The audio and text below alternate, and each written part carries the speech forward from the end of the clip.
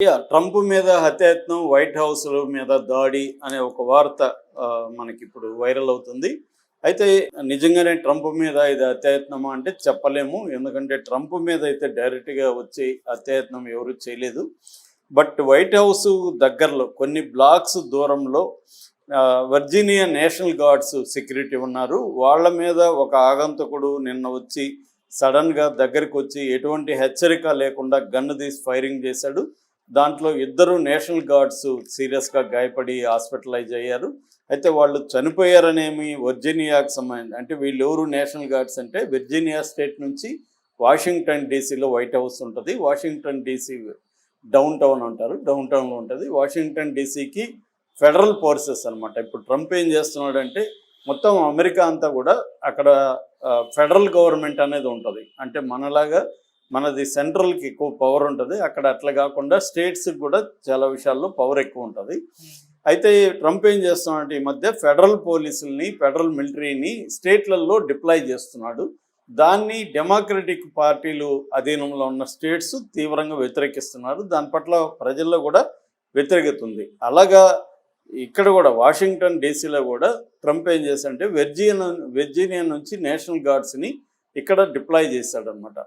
So వాళ్ళు జనరల్గా patrolling చేస్తున్నారు. ఆ పెట్రోలింగ్ చేస్తున్నప్పుడు ఒక ఆగంతకుడు వచ్చి వాళ్ళ వైపు కాల్పులు జరిపితే ఇద్దరు నేషనల్ గార్డ్స్ చనిపోయినారని వెర్జీనియా గవర్నర్ ఏమో చనిపోయినారని చెప్తున్నారు. జిమ్ జస్టిస్ ఆయన పేరు.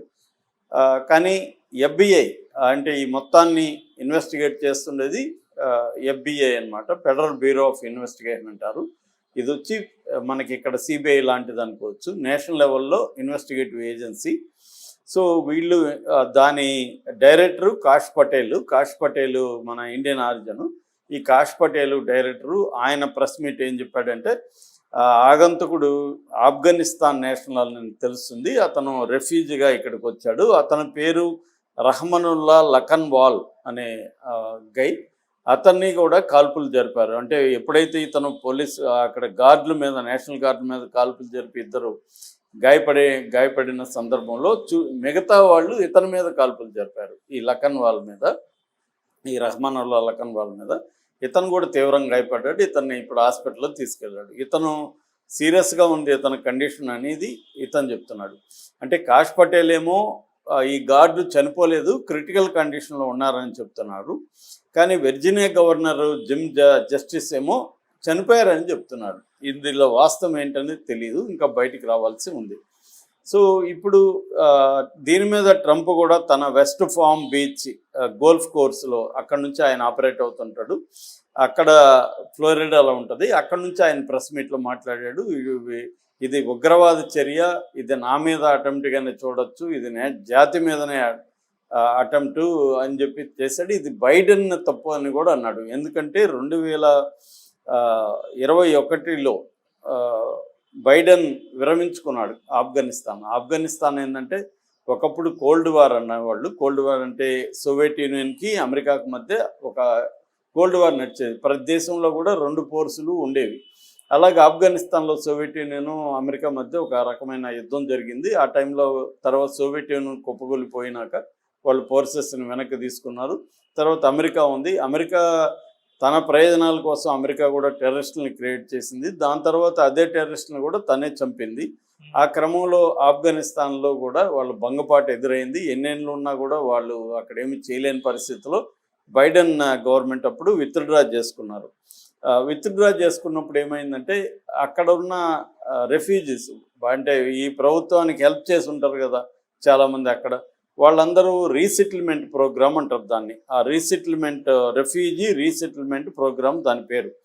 ఆ ప్రోగ్రాం కింద మొత్తం 76,000 మందిని అమెరికాకి తీసుకొచ్చారు ఈ ఆఫ్ఘనిస్తాన్ వాళ్ళు. అలా వచ్చిన వాడే ఈ రహమానుల్లా లఖన్వాల్.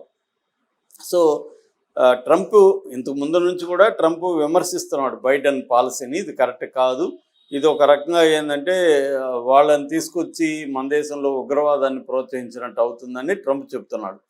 సో అందువల్ల ఆ కాంటెక్స్ట్లో ట్రంప్ ఇప్పుడు బైడెన్ విమర్శిస్తున్నాడు. ఇది బైడెన్ తప్పిదమే, బైడెన్ ఇలా చేయడం వల్లనే వీళ్ళు ఇప్పుడు ఇదయ్యారు. సో నేను అందుకని ఇప్పుడు ఏం చేస్తానంటే బైడెన్ తీసుకొచ్చిన అందరినీ మళ్ళీ నేను రివ్యూ చేస్తాను.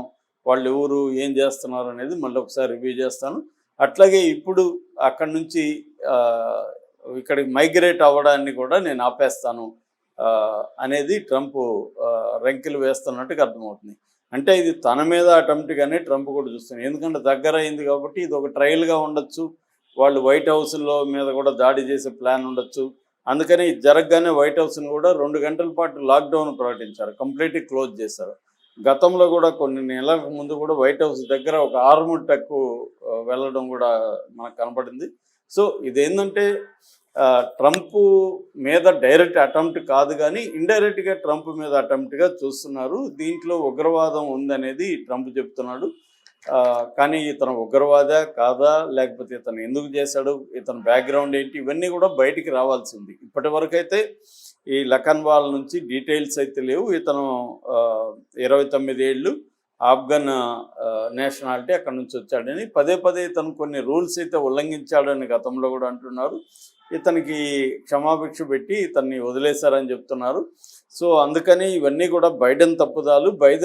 బైడెన్ స్ట్రిక్ట్గా లేకపోవడం వల్లే ఇటువంటి ఫారిన్లో జాతి నుంచి, దేశాల నుంచి వచ్చి ఇక్కడ టెర్రరిజం చేస్తున్నారనేది చెప్తున్నారు. సో ఇప్పుడు ఇతను బతుకుతాడా, ఎవరి కుర్రాడు, కాల్చిన కుర్రాడు కూడా బతుకుతాడా లేదని చూడాలి. బతికితే అతను ఏమైనా ఇన్ఫర్మేషన్ ఇస్తే దాని డీటెయిల్స్ వస్తాయన్నమాట. ఇక దీని మీద మొత్తం విమర్శలు కూడా వెల్లువెత్తున్నాయి ట్రంప్ మీద. ట్రంప్ ఈ ఫెడరల్ పోలీసుల్ని తీసుకొచ్చి ఇక్కడ ఫెడరల్ పోలీస్ కావచ్చు, మిలిటరీ కావచ్చు, తీసుకొచ్చి దింపడం అనేది కరెక్ట్ కాదని. కానీ ట్రంప్ అయితే నేను ఇంకొక 500 మందిని ఇక్కడ డిప్లాయ్ చేస్తాను, ఇక్కడ సెక్యూరిటీ సరిపోవట్లేదని ట్రంప్ అంటున్నాడు. సో ఇంత సెక్యూరిటీ ఉన్నా కూడా వైట్ హౌస్ దగ్గరికి వెళ్ళి ఎలా చేయగలిగారు అనేది ఇప్పుడు అక్కడ మామూలుగా ట్రంప్ సెక్యూరిటీ బాధ్యతను సీక్రెట్ సర్వీస్ అంటారు, యుఎస్ సీక్రెట్ సర్వీస్ అంటారు, వాళ్ళే చూస్తుంటారనమాట. సో ఇప్పుడు వాళ్ళు కూడా రంగంలో దిగారు. వాళ్ళు కూడా అసలు సెక్యూరిటీ ల్యాప్సెస్ ఏమున్నాయి, ఇక్కడ వరకు ఎలా గన్నుతో ఎలా రాగలిగాడు,